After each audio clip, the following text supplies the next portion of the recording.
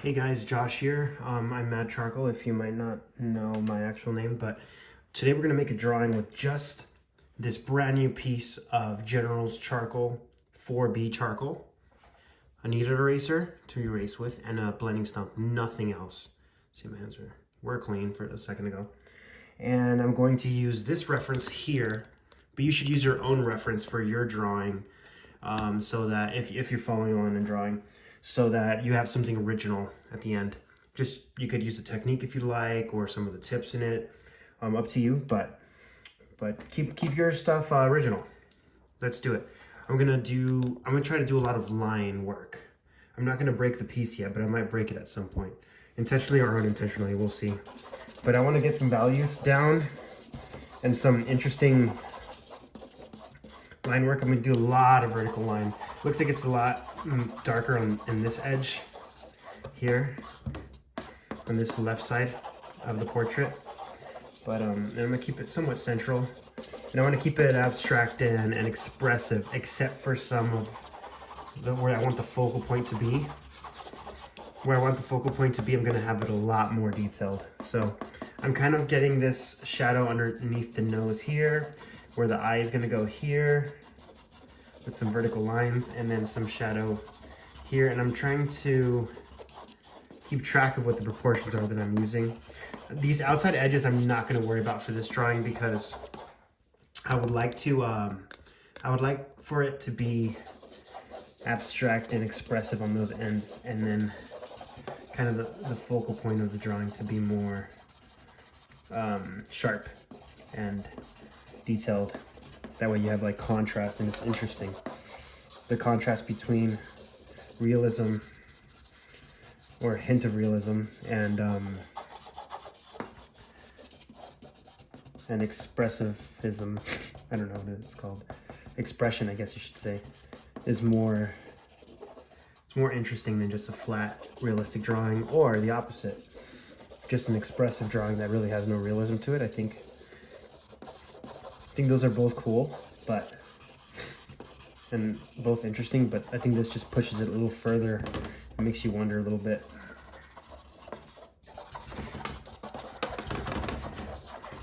And still, can you kind of see where the face is coming in, kind of towards the bottom of the page, but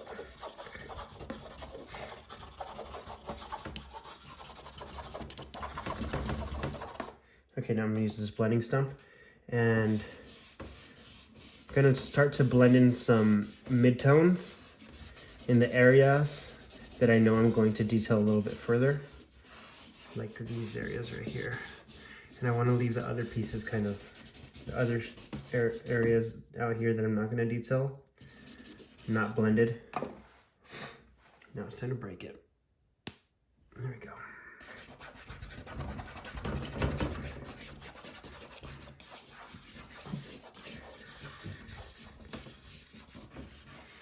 Most of the lines will keep vertical, but we'll get a little bit more different shapes in here, using some lines that aren't exactly vertical. Maybe look at the outline of the ear right here. The face is slightly tilted down, so usually the top of the ear lines up with the eyebrow. The top of the eyebrow and the bottom of the ear lines up with the bottom of the nose, but since his face is tilted down a bit, we actually have what seems to be the ear move up and the nose move down, kind of like that. So we got to keep that in mind as we draw from this angle. It's a frontal, slightly downward angle that we are working with here.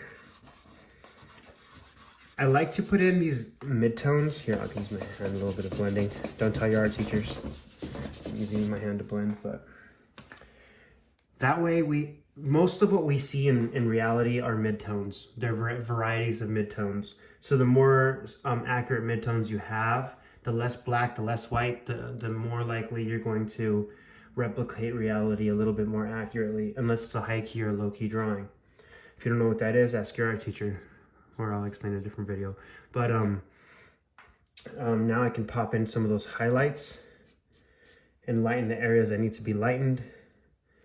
Just enough information that the human mind will be able to kind kind of fill in with guidance, fill in the shapes and the structure and the anatomy of the individual I'm drawing. And I'm not drawing a specific individual.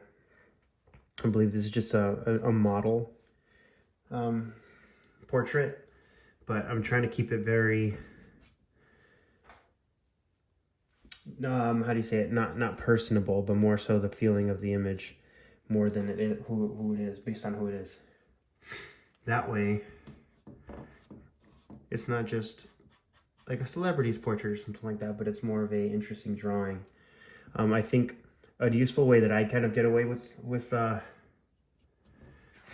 drawing faces that don't look like a certain person is that I use multiple references when I can to kind of pull from a couple different areas that are similar, not too different, or else you're not going to get something that reads well. But that way it'll be original at the end. Very original. Not looking like anybody specifically. Because the goal here is to make a nice drawing that's thought-provoking. At least that's what I prefer to do, than a drawing of just somebody. Kind of an emotion-based drawing.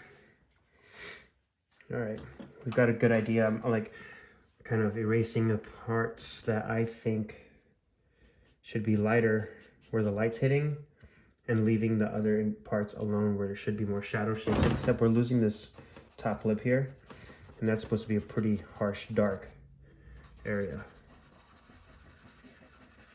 So I'm gonna drop that back in. This shadow here needs to be a little more defined here too.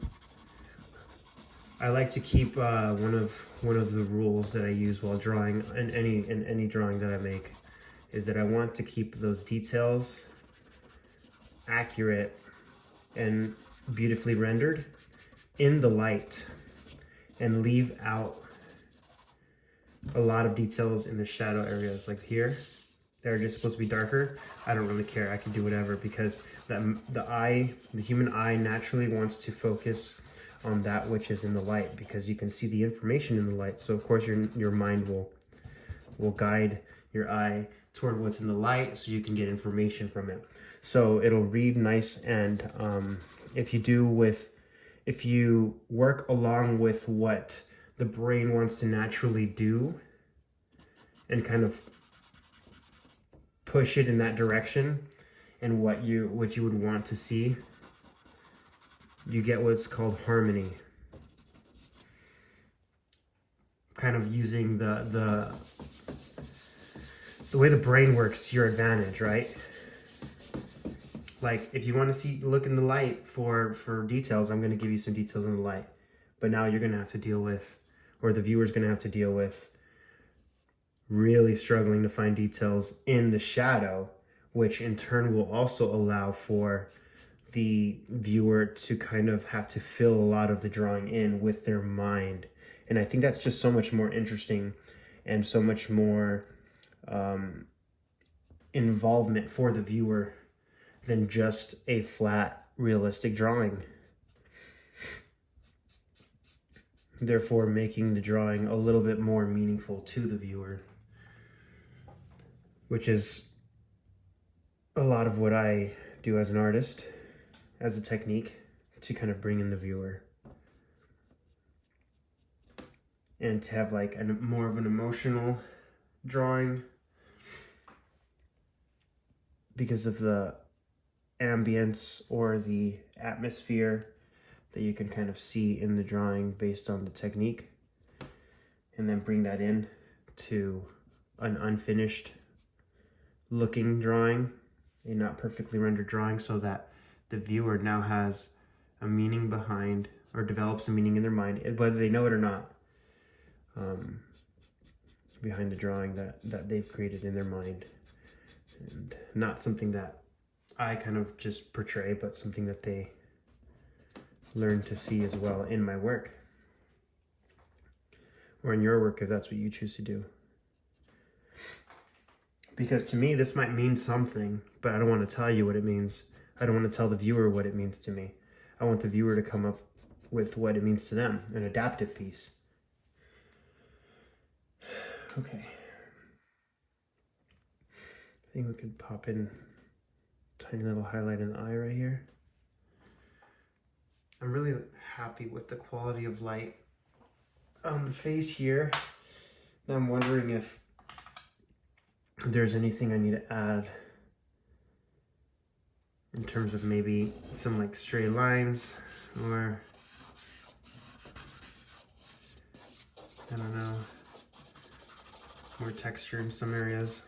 I kind of like the claustrophobic feeling of these lines kind of pushing into this face that's very lifelike and detailed. Not lifelike as in realistic, but more lifelike. It you can kind of like feel the individual in there, and detailed as if you can kind of see what's going on here, and it's very hard to tell what's going on outside of the face.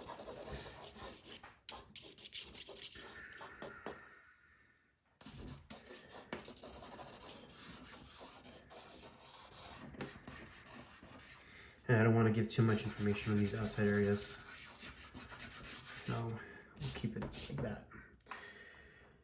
And that's my vertical line charcoal drawing with just a kneaded eraser, a blending stump, and now this broken piece of compressed charcoal, 4B. You could use whatever kind you'd like, but it's a little easier to get dark with. But you gotta be more controlled with the darker 4B and 6B than the 2B and the HB charcoal. But you could even push this further, add a little bit of white chalk to where the light's hitting. You're gonna get a different look, like a different color, but it's a cool effect. You get like a different, like a lighter, like in my case, the paper is a warm white, and then the chalk on top of the charcoal is gonna make like a cool gray, like a bluish gray. Not exactly blue, but it'll seem like it, which could be good or bad depending on if you're able to control it or not. But you need a lot of practice and experimentation to figure that out. Thanks for watching, guys. Sorry, I'm detailing this. My name is Josh. Subscribe if you haven't, if you want to see any more tutorials, art videos, and all that. If you want to see my work, follow me on Instagram and TikTok for shorter content, videos, and photos. And YouTube is the best place for these tutorials and kind of demonstrations. Check out madcharcoal.com/shop if you guys want to buy any work. You could buy prints, you can buy originals, which get a little bit pricey, but you can also get a art kit that I'm kind of re-envisioning a bit, but it has like pretty much all the materials I use in charcoal. No matter where you are in the world, you can pick that up from my shop and I'll ship it straight to you. It'll come with an original sketch, actually, a random one that I get to pick. But so you don't know what you get until you open it. But it's like a smaller sketch, probably like this big, which I'm thinking is more like 4x6 or something along a little bit bigger than that. In the art kit as well for free. Thanks for watching, guys. I will see you in the next video. Probably try something a little different in the next video. We'll see, though. All right, see you guys.